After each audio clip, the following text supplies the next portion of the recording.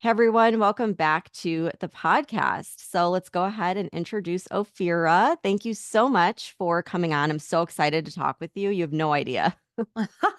The stars have aligned.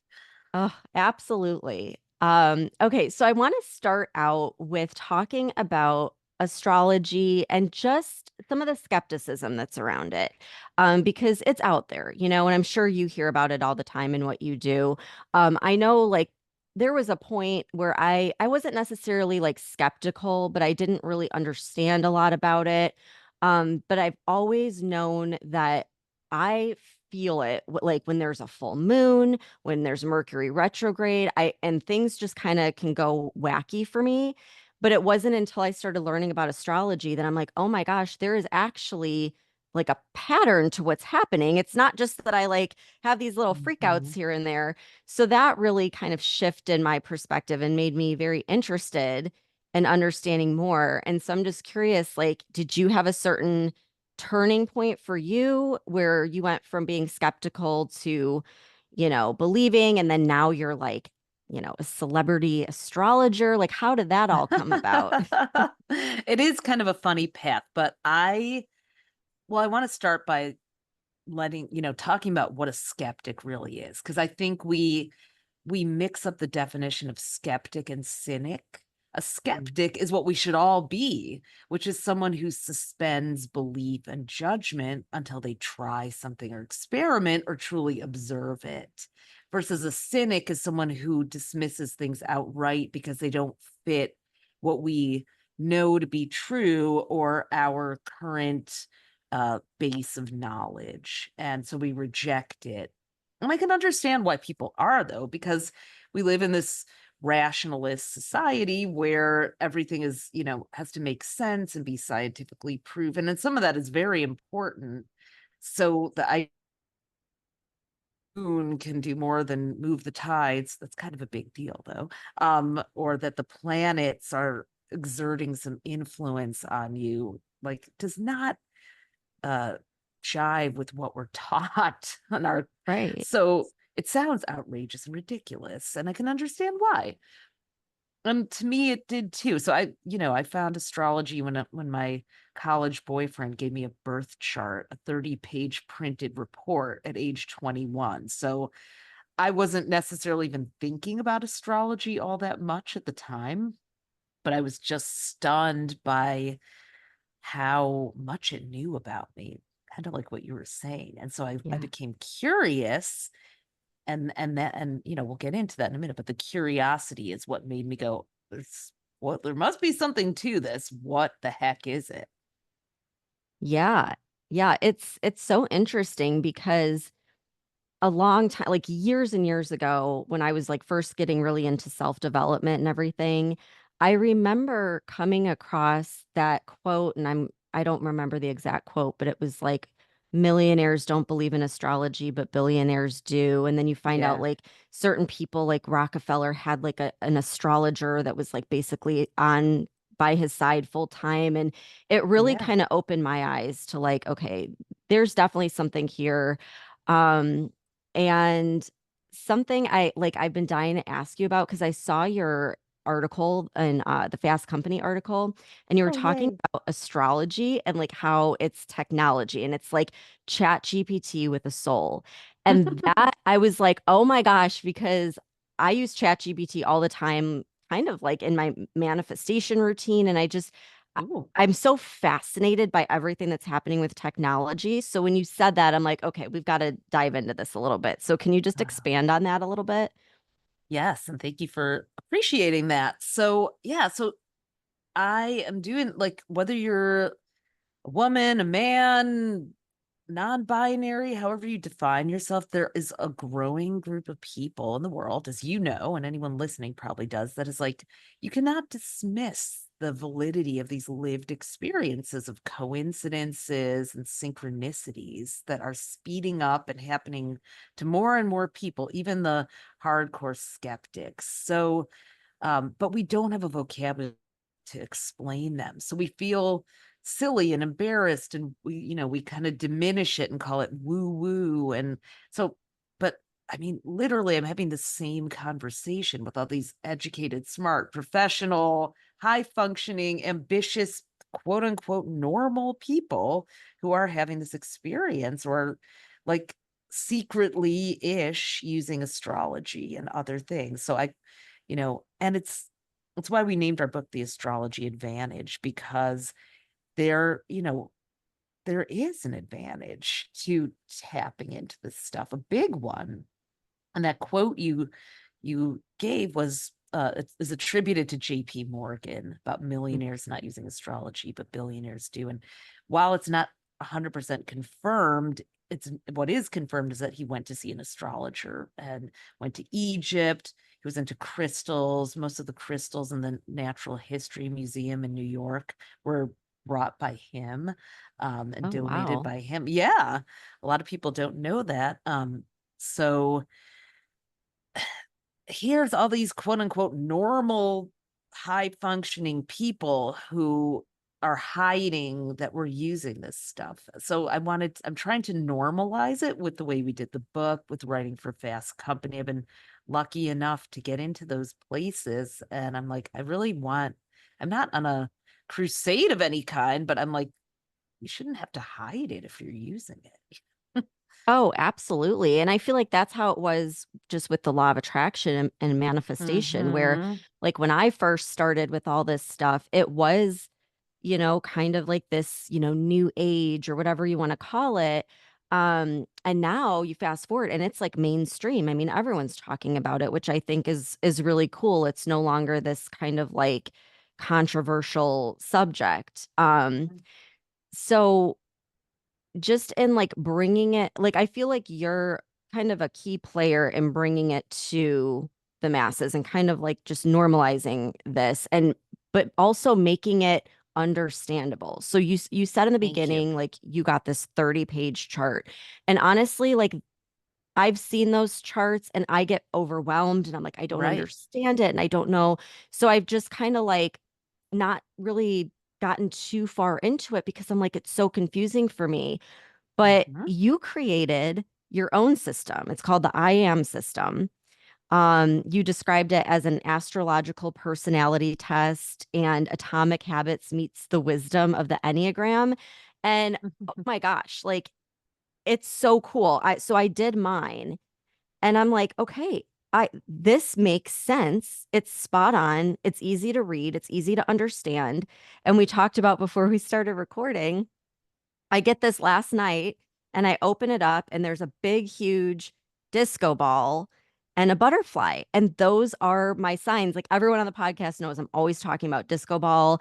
And then we just did the episode with the butterfly. And I'm just like, what are the odds? Like, this is so crazy. And then I'm reading it and I'm like, yep, that makes sense. So, Mm. how did you do this? Like, where did this idea come from? How did you create this? It's pretty incredible. Yeah, and I mean, just for the record, those reports already had disco balls and butterflies on them, so it wasn't customized to you at all. Like that's just I love when stuff like that happens. So how and why we did it was over the years. I mean, I've been doing this for 30 years, and in the last 15, I'd say, since I've been really doing readings, I did a lot of chart readings, and I would attract a lot of really interesting, successful, ambitious people. And they wanted to, they like you felt overwhelmed by the amount of information, but also it's like, give it all to me. Wait, too much. And that's how most people feel. Like, yes, there is a percentage of the world that loves to deep dive into the learning and the technique and the astro geekery. And I love that. And I encourage people to learn about it if they want to, for sure. But it's not helpful when you want to just apply it to your life. I would say astrology is a marketing problem. It's like the thing that you're like, oh my God, I need this in my life. But it's like, and now I have to learn an entire new language and all these hieroglyphics. And what the hell does this even mean? So in astrology, there's a shorthand called the chart dominance. So when you look at your whole birth chart, it takes 13 different factors in. It is like kind of like an algorithm. It's like takes your sun, all the planets, the moon, the rising, and the lunar nodes. There's two of those, the destiny points. So there's 13 factors. And in each person's birth chart, which is unique and individual, even my sister and I have a slight variation in ours, 4 minutes apart. So um, you're dominant in either fire, earth, air, or water. Those are called the elements. And then the qualities or modalities, which are called cardinal, fixed, and mutable. So those show your psychological patterns, your behavior drivers, your motivations, your communications, all the modern things that we grapple with and use personality tests and typology to figure out is in the astrological chart. So an astrologer will scan that like a bird's eye view and be like, oh, this person has no water in their chart or is mostly fixed signs, and then we'll get a sense, a snapshot of you and your tendencies, just like an Enneagram or Myers-Briggs or Strength Finder. And so that's what we used. We renamed Cardinal, Fixed, and Mutable Innovator, Authority, and Maven. They needed a modern upgrade, something people could relate to and understand. Stripped out the astro jargon and then made this whole guide. Now, I've been doing it for 5 years with 100-person groups, coaching them on their businesses and, life choices using this. So long answer, but we needed a system and that's what we used. And it's pretty remarkable. I mean, just looking at it last night, like I said, I was just completely blown away. So is it basically like when you think about horoscopes, for example, is that Mhm. just more of like a general sense, but then this really dives into Yeah. the specifics? It just takes it to another level, or is it completely Yes. different from like a horoscope? No, so a horoscope is based on just the sun. So the sun is one of the 13 factors. So I'm a Sagittarius, so that's still the main character of your chart. It's still a big Mhm. part of who you are, but when I got my entire chart done, I think why it really blew my mind. I knew I was a Sag. I would read about it. It's like, yeah, I am happy-go-lucky and entrepreneurial and all these things. But I found that I had 4 planets in Scorpio, which is very different energy, and a rising sign, which is how I present myself in Capricorn, which is also very different. So it showed these different nuances. I was like, oh, I see. So that's how I'm not like all the other Sagittarians. So when you read a horoscope, it's only based on your sun sign, that one thing. So that's why it feels like it's general to the whole population. That's why a lot of people are skeptical and don't give it a chance because they're like, there's no way all Leos could be like this. Right. Yeah, no, that makes sense. So with the whole IAM system, I know, like you mentioned in your new book, that the average adult makes over 35,000 decisions a day. And I'm like, okay, we Hmm. have to talk about this because it really is a problem. Like, I, every single person that reaches out to me for coaching, overwhelm is always the number one thing. And I think it's because we just are constantly in this like decision making mode and there's just so much stuff out there. So Um, much. so can you kind of explain how the IAM system can help people with that, help with decision making, decision fatigue? Like how would they Yeah. take that report and then apply it on a daily Oh, basis? so much because the problem is like when we're overwhelmed, we go looking for answers and guidance, and we get a lot of one size fits all advice. Like, Atomic Habits being, you know, one of the top books. It's great for a lot of people. Sure, it's good to get 1% better every day and do some of those things, but I think it's more suited to someone who's an authority in the IM system because it's simple and it's about consistency. Well, a maven or an innovator doesn't really like to work that way. So we're all trying to follow this one way instead of finding something that works for you. We say to become more of who you are and not less. A lot of people start to feel ashamed. Oh, I'm not doing this well enough. I just need to have more integrity. I just need to have more accountability. And they start to think they start to fix themselves and compare themselves to something outside and external instead of being like, oh, I'm wired this way. Let me explore and understand my operating system So, we have personality tests like that, but they like astrology can be hard to memorize. Like, what was my Enneagram again? I always remember my Enneagram, but like this is something that is rooted in astrology, which people already like and know a bit about, but is a path to the right way to do things for you. I feel like that was a really long philosophical answer. Sorry, I'm a Sagittarius, but No, I love it. I love it. I wish I would have known that, like, had something like this when I was a kid, you know? I mean, really, because it's like going through, high school and then getting into, like, I started out in the corporate world. There's so many Yeah. times where I'm like, what is wrong with me? Like, why can't I be like that person? And, and you kind of like look at it as a weakness or something wrong with you. But then looking at the Mhm. chart, it's like, no, this is literally like why I'm this way. And that's just a Yes. part of who I am. And it's not necessarily a weakness. Like I can actually, I have these strengths. And so it's just something that I think if people had earlier on in life, I don't know. I know it would have helped me and probably made me a little less harsh on myself and just Love that. understand a little more about why I am the way I am, you know?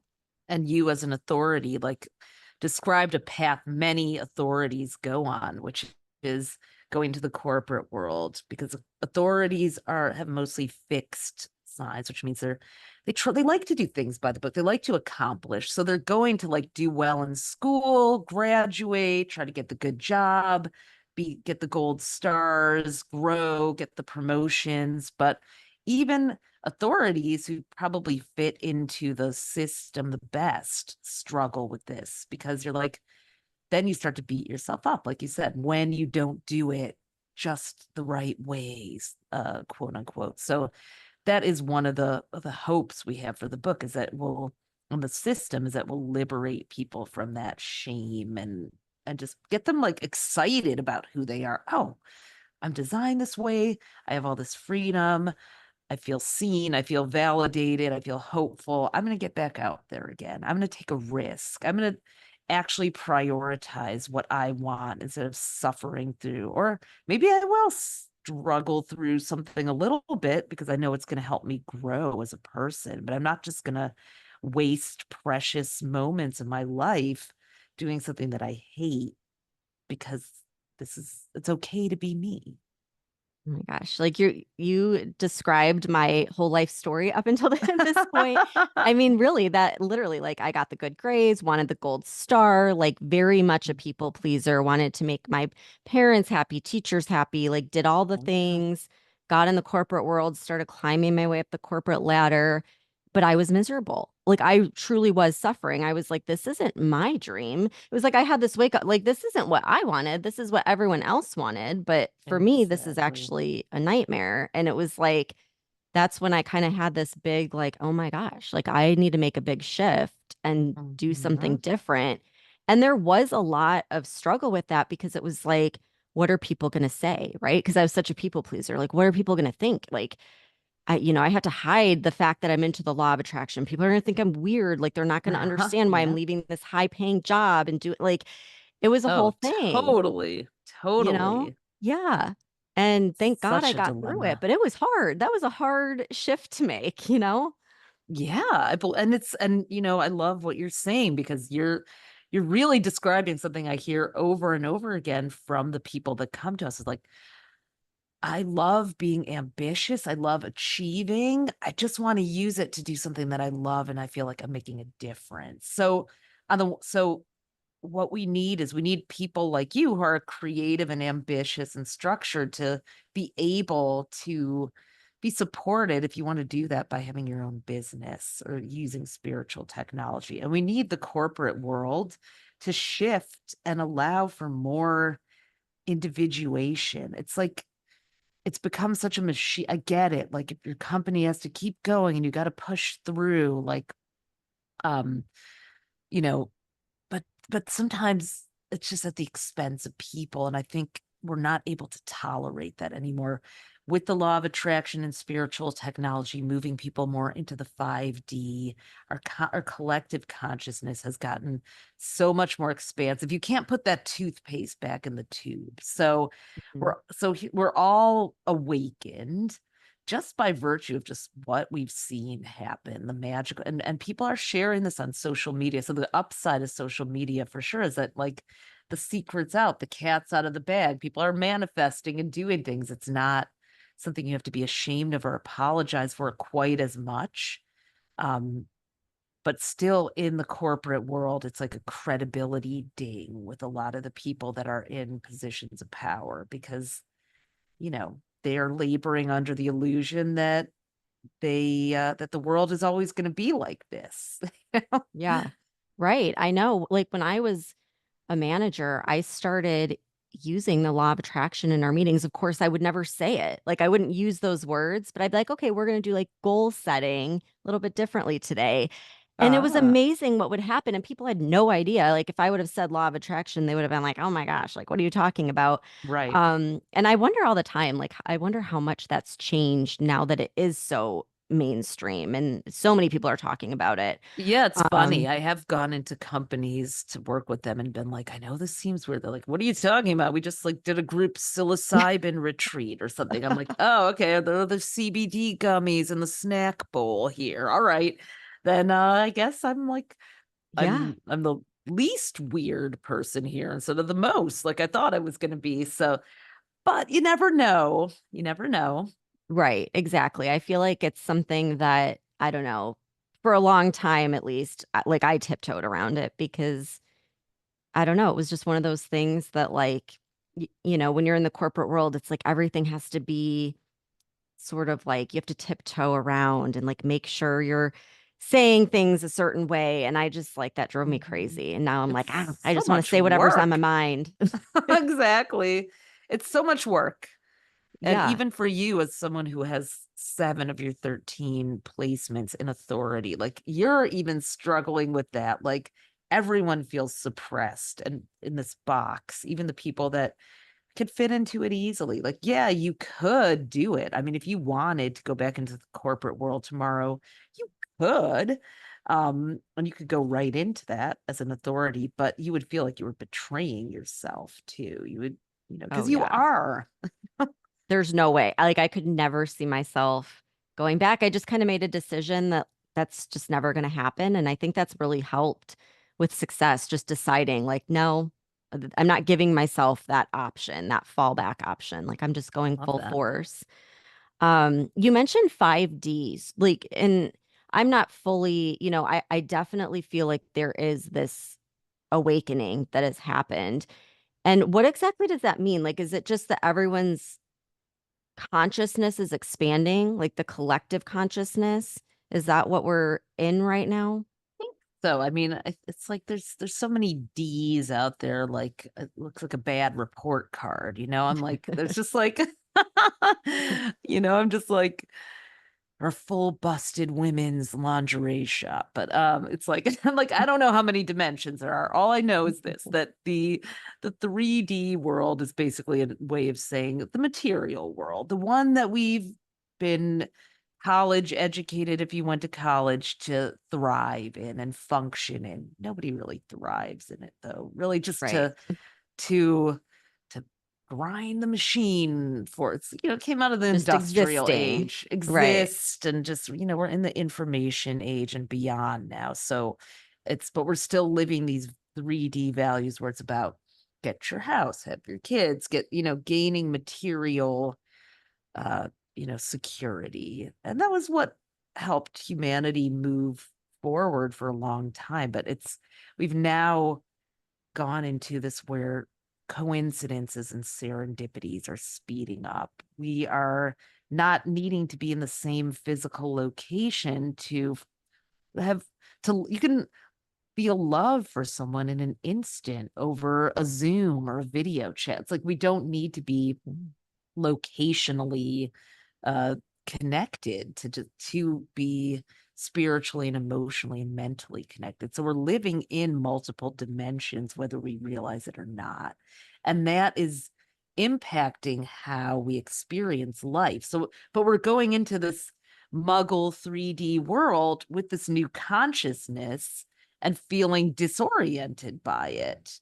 And then we have kind of the orcs of the old guard, usually, if I may, kind of like a Western male, who's condescending and mocking and patronizing. Oh, that stuff. Like, and so we're going into the spiritual closet or the consciousness closet, I'd say, and hiding it because maybe this person has the power to ruin our reputation and our livelihood and our ability to provide for ourselves and our families. We still live in the 3D world and we have to succeed in it for mere survival. But I just like to say that we're in the middle of a giant iOS update as humanity Such a is. good way to put it. Yeah. Yeah. Yeah, we're in this transitional phase, and that's why it's just weirdly like, okay, why aren't these pieces fitting together neatly? Exactly. Yeah, it's so funny because you hear all this talk about like, simulation theory. Are we just in a simulation? But I think it's such a great analogy because we all like we're in this, tech era. We all Yeah. understand it. And when you use analogies like that, like an iOS upgrade, it just helps to take these really abstract ideas and Yeah. understand it, like get what's going on. And Hmm. there's really no denying it. You know what I mean? And I feel too like it's kind of like shifting from where this whole education system, society, corporate world, everything was so focused on being in your masculine, like the Yeah. analytical and strategic, and like we got in trouble when we were in school for not focusing and like being too imaginative or whatever. But that I feel like that's shifting now and we're starting to find that balance and like tap into more of like the feminine energy. And um I just think it's like, I don't know, I always say it's such an interesting time to be alive because I feel like Yeah. people like you that are doing this, it's kind of like helping people awaken to that and giving them permission to like, okay, we're gonna do Yes. things differently now. And it's really cool to see. Ah, you're articulating it so perfectly. I mean, that's exactly it. And technology, like you said, like, look, we all grew up with it, so why not borrow the language of it to make this accessible? One of the problems with astrology is it is inaccessible. It has its own language and symbols, so even if people want to tap into it, they can't. So I was like, I want to decomplexify the access to it without watering it down. Like the way it's been decomplexified is just read your sun sign horoscope. And like I said before, Right. it's too simplistic for a lot of people to take seriously. But there's a whole system as like if we can if we can simplify the access to it, then people can tap into it. If you use words and terminology that people know, like innovator, like we live in this very like entrepreneurial creator culture, like embrace that. I'm lucky my mom, who's a Leo, she's also an innovator. Our whole family are innovators, weirdly. Um, but she got an Apple computer for the family in 1982 or 83. I was about, 10 years old. And I was in the gifted program, so we were learning how to program in BASIC and make the computer talk and say things on the screen and not literally talk, but so I was a computer nerd from a young age, and I still am. I still work on my own website, like to build things and design. So I love the language of tech and art and makers and creators, and I think it's really important to use that language with people who understand it.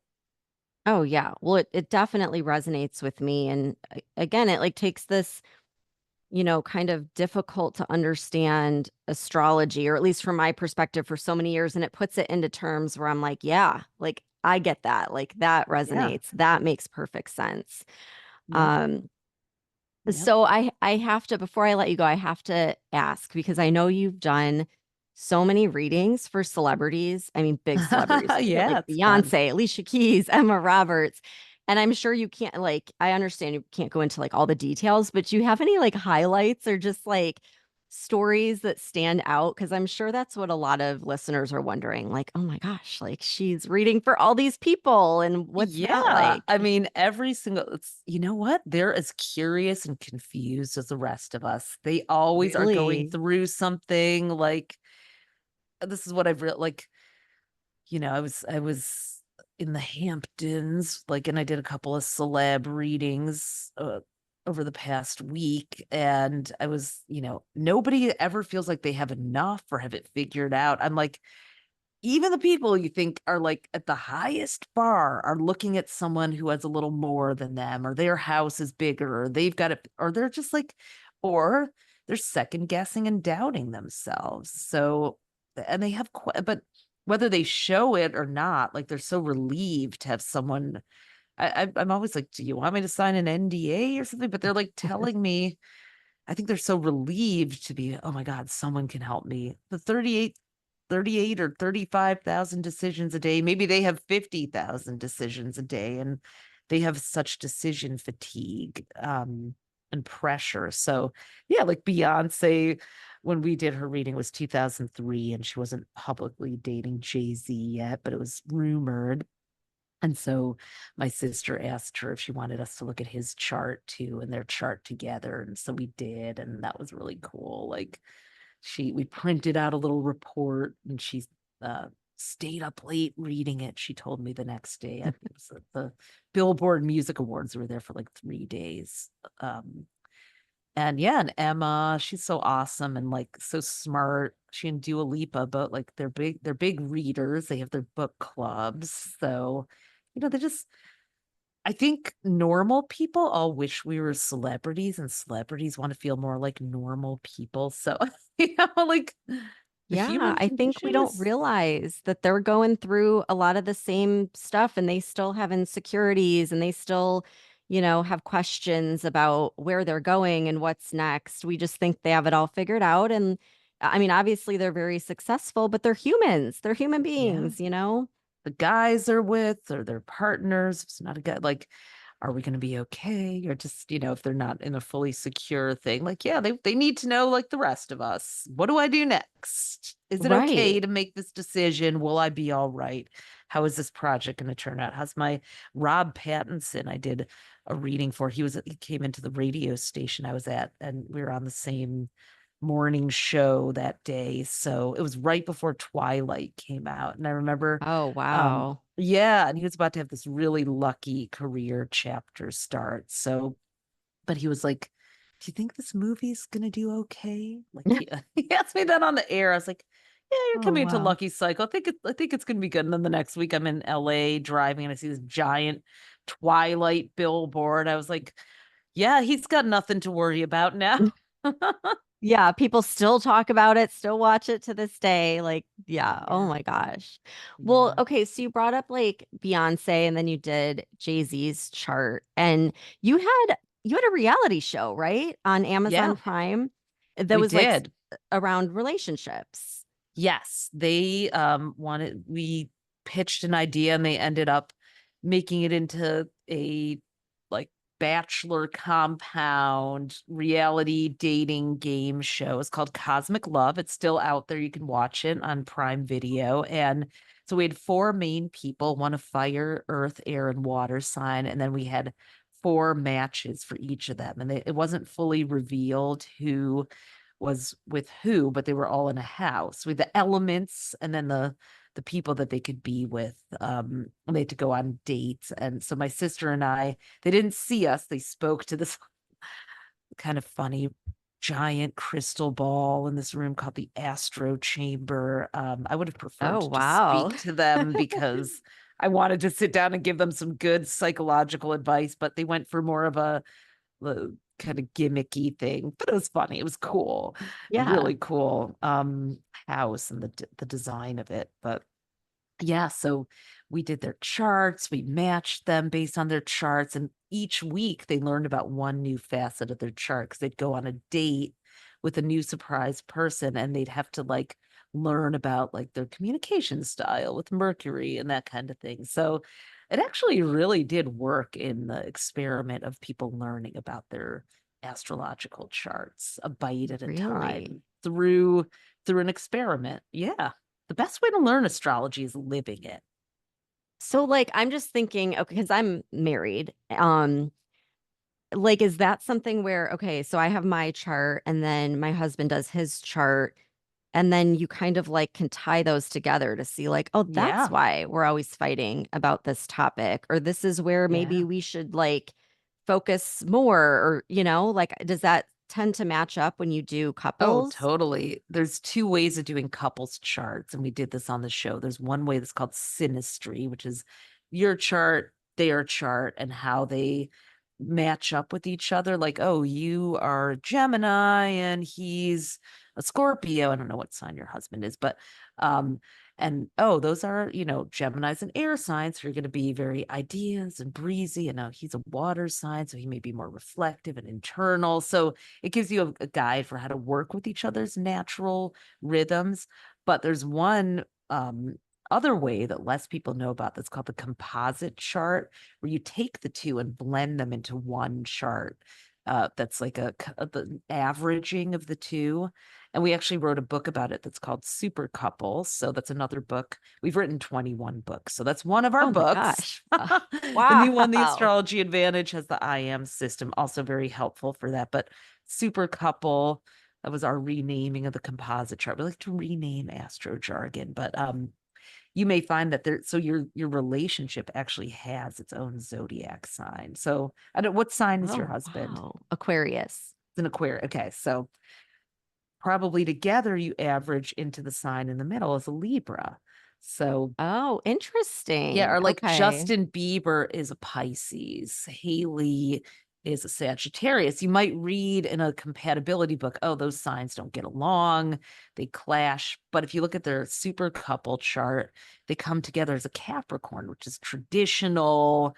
And, they met at church. They're going to be young parents. They're so serious, even maybe a little boring as a couple, in terms of like I mean, there's no drama. Because Yeah. Capricorn's very hardworking and serious and devoted and loyal, and they've been through a lot together. So, I mean, I don't think anyone's really bored by them. I'm joking, but it's not like the, 3 a.m. Constant fights and throwing drama. stuff out of the window. Yeah. Yeah. So so you and your husband are probably a Libra, which Beyonce and Jay-Z are too, Virgo, Sagittarius. They average into that. And that's a very stable, harmonious partnership. That's very mutual and supportive of each other. So it gives you a whole guide. Like when you become polarized and you can't settle your differences, you go to the super couple chart, and that's like the third chart of the relation. You go to the soul of the relationship, the DNA of the relationship, and find new answers and possibilities there. Oh my gosh. This is now I'm gonna go down the rabbit We'll hole send with you a this. copy of it. Yeah, Yeah. I gotta know everything. It's so interesting. Okay, so the week that this episode is released, you have your book that is out and available. So tell everyone about it, where they can get it, where they can Mhm. connect with you, like all the good things. Yeah. So you can come to astrostyle.com. That's our website. And if you do astrostyle.com/IAM, you'll see all of the quizzes to find out your type. You can buy the book directly from us, and there are actually 84 possible combinations of the elements and the modalities. So each one has a type and a name. So you'll get our bonus guide to 84 types. You can, do all your friends and figure out which one you are and have that, and a chance to win a chart reading. Follow us on Instagram at AstroTwins. That's where we do most of our social. And yeah, I mean, and please, yeah, subscribe to our mailing list, because we are doing events in different cities, New York, LA, and beyond. So we would love to meet you there. Oh my gosh, this is so exciting. And yeah, everyone definitely needs to go and get their IAM score because again, I did it. It was mind-blowing. One last question before I let you go. What are you currently trying to manifest? It could be big or small, personal life, business. Just what's the next thing on the horizon for you? I love that question. I would say just like the IAM system, like helping astrology and people who love astrology feel like cross into the mainstream in a way, not in like a watered down way, but like for the IAM system to be like a way that astrology finally gets respected and adopted and helps people on a mass scale. So Oh, I know it will. And like I said before, I think you're going to be kind of like Rhonda Byrne was with The Secret and like bringing manifestation to the world, law of attraction to the world. I feel like that's what you're doing with astrology. And yeah, well, I love it. And I'm, thank you. From your lips to the universe's ears. yep, there we go. It's manifesting as we speak. That's So right. oh Let's my do it. gosh. Well, thank you so much for coming on. I'll link everything in the show notes for everyone. And yeah, I'll be watching from afar. Maybe we'll do a follow-up episode in the future. Love And I hope to. Let's everyone do goes some and checks it out. 2025 predictions. Ooh, that would be good. Okay. Yeah. All Yeah. right. Sounds good. Well, thank you everyone for tuning in. And thank you again for coming on the podcast. I appreciate it. Thanks so much.